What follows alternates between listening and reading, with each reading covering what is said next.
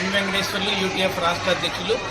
ఈరోజు 2025 డిఎస్సి ద్వారా నూతనంగా పాఠశాలలో నియామకమైనటువంటి ఉపాధ్యాయులందరికీ కూడా ఆంధ్రప్రదేశ్ ఐక్యోపాధ్యాయ ఫెడరేషన్ రాష్ట్ర కమిటీ పక్షాన అభినందనలు తెలియజేసేటువంటి కార్యక్రమంలో భాగంగా ఈరోజు కడప జిల్లా కేంద్రం దగ్గర ఉన్నటువంటి వేంపల్లి పాఠశాలలో కూడా నూతనంగా చేరినటువంటి ఉపాధ్యాయులను యూటీఎఫ్ పక్షాన అలాగే కడప జిల్లా పక్షాన కూడా అభినందించడం జరిగింది.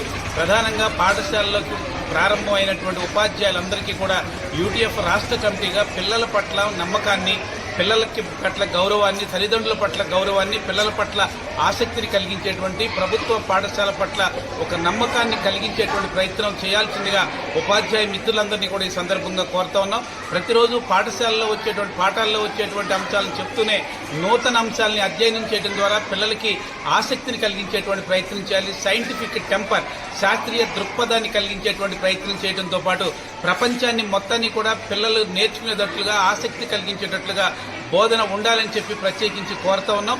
అలాగే ఈరోజు పాఠశాలలో అవసరమైతే ఉదయం 9 దగ్గర నుంచి 4 గంటల వరకు పాఠశాల పని సమయానికి మించి అవసరమైతే ఇంకొక గంట అదనంగా పనిచేసైనా పిల్లల్ని ప్రేమగా చూడటం, తమ సొంత బిడ్డల్లాగా వాళ్ళకి ఆదరించేటువంటి ప్రయత్నం చేయాలనేటువంటి ప్రత్యేకించి కోరుతా ఉన్నాం.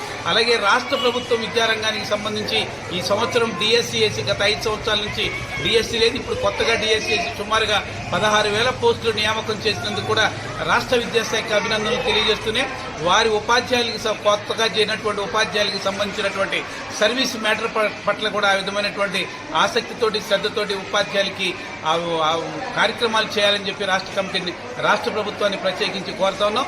ఉపాధ్యాయులందరికీ కూడా ఈ సందర్భంగా అభినందనలు తెలియజేస్తూ ప్రభుత్వ పాఠశాల పట్ల నమ్మకాన్ని కలిగజేద్దాం.